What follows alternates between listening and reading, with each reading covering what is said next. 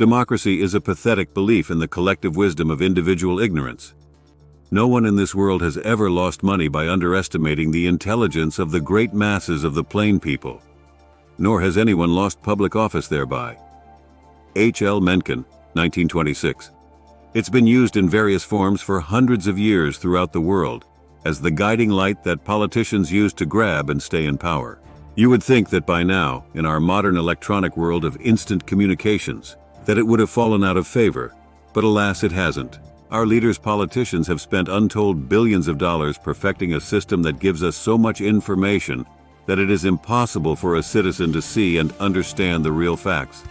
Indeed, in most cases, it's the sheer volume of information that persuades people what to believe, regardless of obvious lies and misinformation. What we are shown and told have very little credence. The best we can hope for is to catch a small glimpse of reality every once in a while, and try and figure out what is really going on. To put it bluntly, here is what I see happening all around us. We are at war. In the Middle East, in the Red Sea, in Ukraine and Eastern Europe.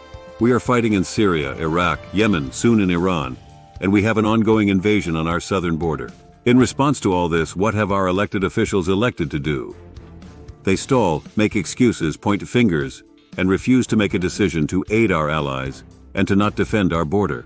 After 5 months of haggling, there has been no further aid or legislation passed, meanwhile grabbing everything they can for themselves, allowing untold, unrepairable damage to our country internally, and allowing our allies who are in a struggle for their very existence to be starved of aid and weaponry. We are being told, under the table so to speak, that Putin and Russia plan to put a nuclear weapon in space to destroy our defense and communications around the world. North Korea declares South Korea as their mortal enemy, and both Iran and North Korea supply arms to Russia, all the while chanting death to the big and little Satans and planning to invade South Korea. In the meantime, China has been revising its plans and timeline to take Taiwan, understanding that the US will be war-weary, distracted and degraded by the ongoing wars elsewhere.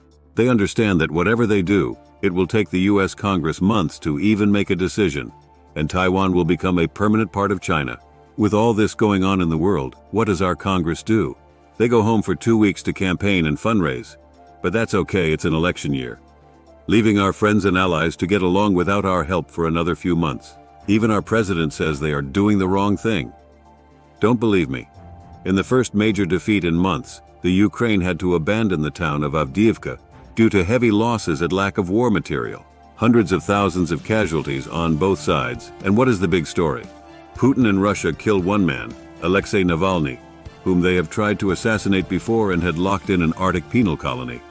Meanwhile, back on the campaign trail, our former president told Putin to do whatever he wants, and he did. To all the people backing our former president, if none of the other shocking and un-American things that he has done, watching this man hawking golden sneakers from his podium should make you hang your heads in shame and shred your MAGA hats. When billionaires start a GoFundMe page to fund a miscreant billionaire and ask you to pay for his bills, we have certainly set a new mark on the stupidity wall of fame. Isn't it time to pay attention and wise up? Demand better candidates and leaders. We cannot survive with those that we have. If there are no acceptable candidates, become one. We have the tools. We have Article the 1st and the Equal Rights Amendment on our side.